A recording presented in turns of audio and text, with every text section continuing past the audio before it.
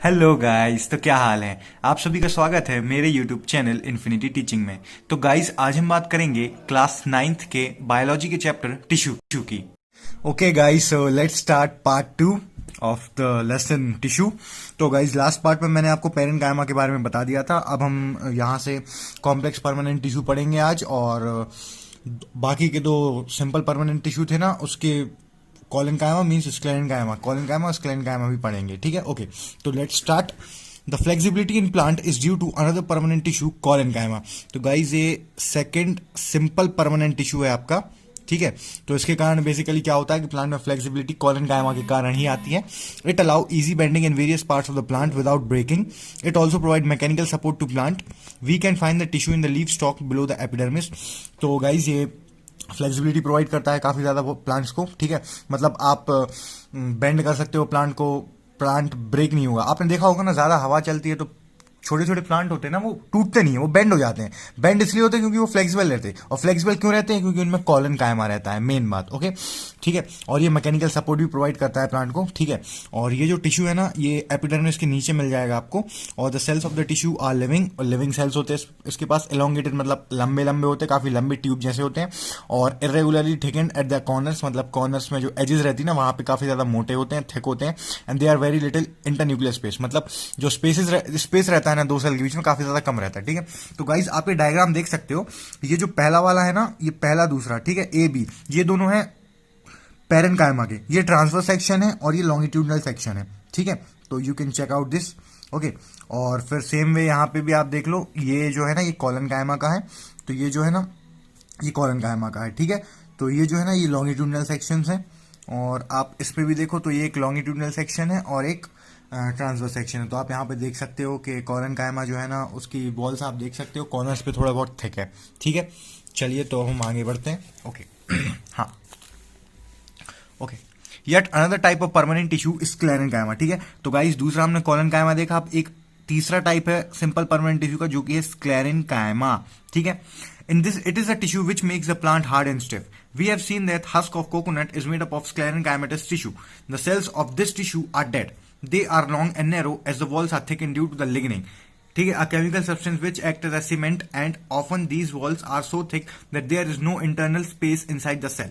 तो गाइज, ये जो sclerenchyma होता है ना, ये बेसिकली क्या करता है, किसी भी प्लांट को हार्ड और स्टिफ बनाता है, टफ बनाता है। क्योंकि जो क्या होता है ना, कि इसके जो सेल्स रहते हैं ना, वो डेड रहते हैं, पहली बात तो। ठीक है, मतलब आप है ना, कैरेक्टरिस्टिक्स अंडरलाइन करते जाइए। ठीक है, cell wall are thick due to the lignin. ठीक है, केमिकल सब्सटेंस देखो, इसके पहली बात तो देखो क्या होते हैं ना, जो सेल्स रहते हैं ना इसके, वो डेड रहते हैं। ठीक है, the cells of this tissue are dead. ठीक है, तो स्क्लेरेनकाइमा का बेसिक एग्जांपल आपने देखा होगा, नारियल रहती है, नारियल के बाहर का जो हस्क रहता है वो आपने देखा होगा काफी ज्यादा टफ रहता है। तो बेसिकली वो एक स्क्लेरेनकाइमा है, उसके अंदर वो स्टिफनेस और हार्डनेस प्रोवाइड कर रहा है उसको। ठीक है, तो बेस्ट एग्जांपल स्क्लेरेनकाइमा का आप वहां देख सकते हो। अब इसके कुछ कैरेक्टरिस्टिक्स देख लें हम, तो सबसे पहली बात तो इसके सेल डेड रहते हैं। ठीक है, और लॉन्ग नैरो सेल्स रहते हैं, और जो सेल की वॉल रहती है ना, उसमें एक लिग्निन, उसमें एक केमिकल सब्सटेंस रहता है जो कि सीमेंट की तरह काम करता है उसमें। तो उस सब्सटेंस को बोलते हैं हम लिग्निन। ठीक है, lignin, lignin a chemical substance which act as a cement and hardens them. ठीक है, तो इंटरसेलुलर स्पेस बिल्कुल भी नहीं होती, क्योंकि उस स्पेस के बीच में लिग्निन आ जाता है। ठीक है, तो the tissue is present in stems, ठीक है, around vascular bundles, in veins of leaves and hard covering of seeds and nuts. It provide strength to the plant part. ठीक है, तो गाइज, यहाँ प्रेजेंट रहता है, मतलब लीव्स में मिल जाएंगे आपके, outer covering of seeds and nuts. और ये बेसिकली मैकेनिकल सपोर्ट प्रोवाइड करता है। ठीक है, ये जो है ना, ये मैकेनिकल सपोर्ट प्रोवाइड करता है। मैकेनिकल सपोर्ट मतलब रिजिडिटी, समझ रहे ना आप, रिजिडिटी, टफनेस। ठीक है ना, अब ये एक पैरा है छोटा सा।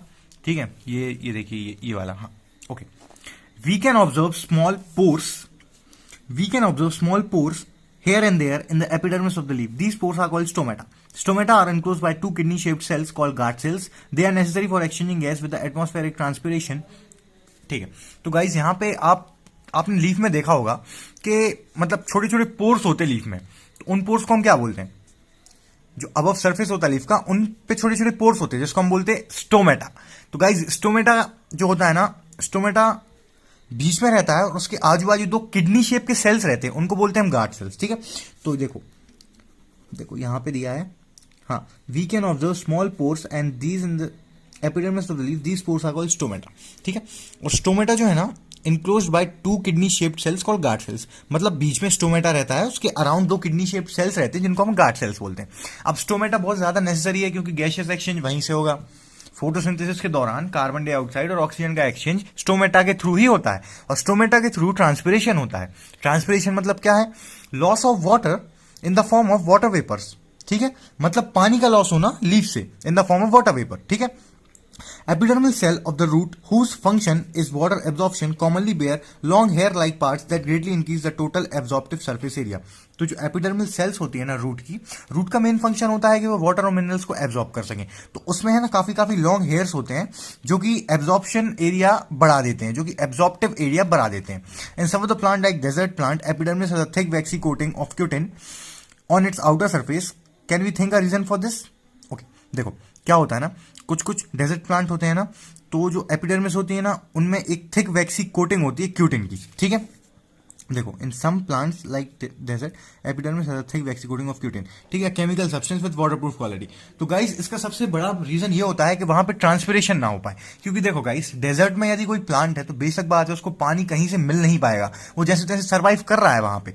तो यदि ट्रांसपिरेशन होगा तो उसके अंदर से वाटर लॉस हो जाएगा, मतलब पानी टोटली चला गया तो वो सर्वाइव नहीं कर पाएगा। तो जो उसकी एपिडर्मिस मतलब लीफ की जो आउटर लेयर रहती है ना उसमें थिक वैक्सी कोटिंग रहती है जिसका नाम है क्यूटिन। तो ये क्यूटिन जो है ना ट्रांसपिरेशन को प्रिवेंट करती है।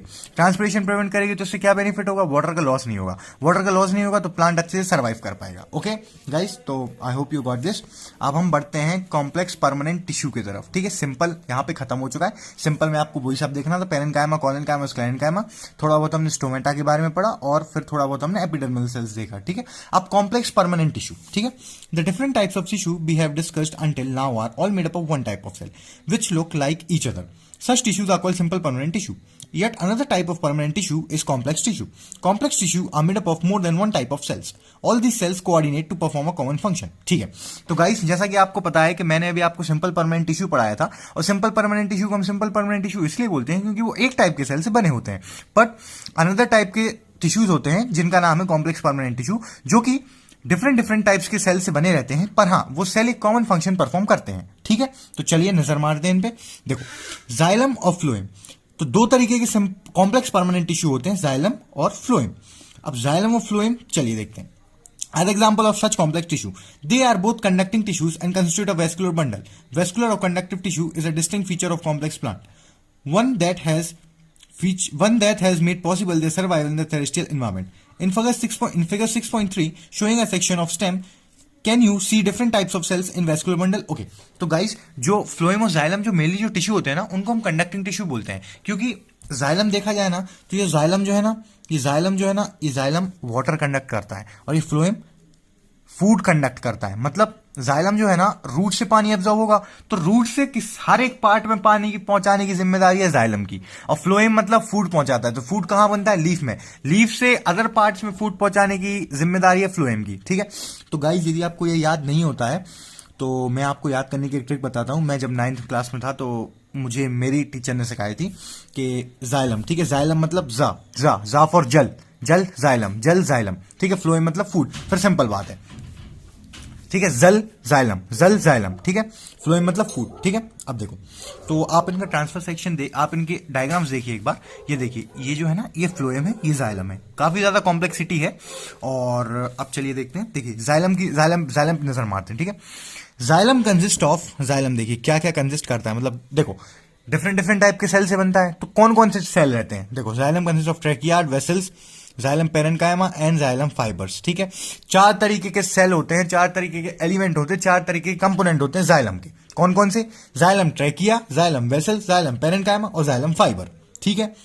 अब देखो इसके जो सेल्स होते हैं ना थिक वॉल्स होते हैं और many of them are dead cells, ठीक है। काफी ज्यादा जो इसके सेल्स रहते हैं ना वो डेड सेल्स रहते हैं, ठीक है। Tracheid and vessels are tubular structure, मतलब ये ट्यूब लाइक स्ट्रक्चर होते हैं ट्रैकियार्ड एंड वेसल्स, ठीक है।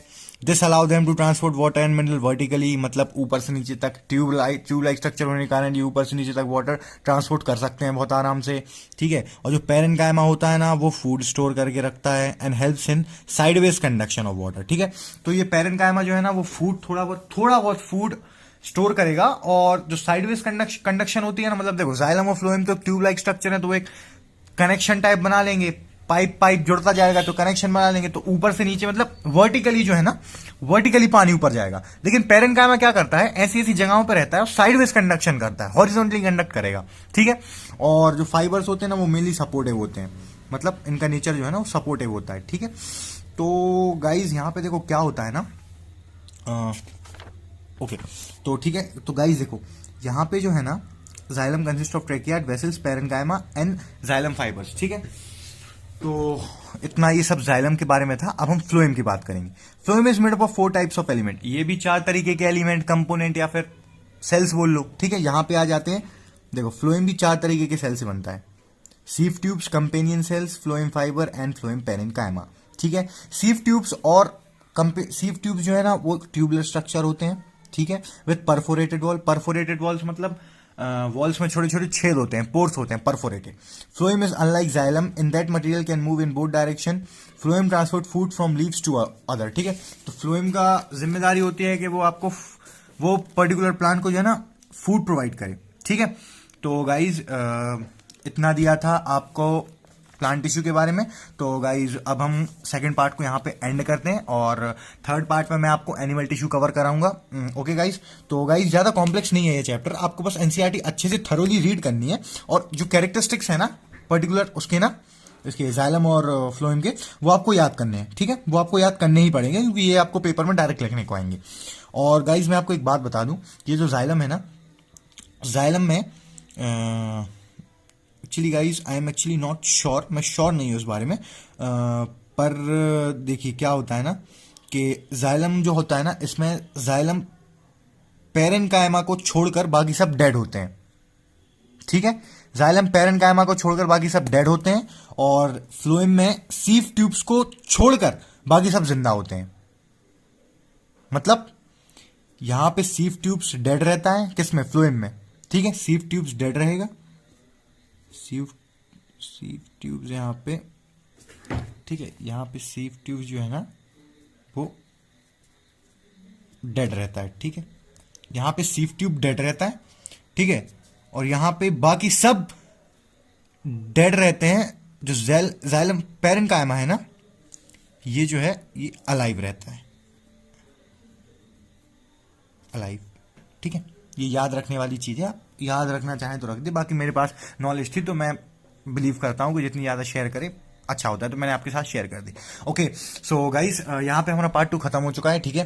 वीडियो पसंद आए तो लाइक जरूर करिए, मैं हमेशा ही बोलता हूँ, ठीक है। अपने दोस्तों के साथ शेयर करिए, जिनको प्रॉब्लम से नहीं आता समझ में, आप उनको वीडियो शेयर कीजिए, उनको काफ़ी ज़्यादा हेल्प हो जाएगी।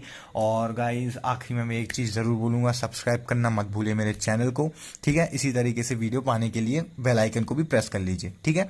तो टिल देन थर्ड पार्ट के आने तक, थर्ड पार्ट में मैं बहुत जल्दी डाल दूंगा। Okay till then keep studying and take care, thank you.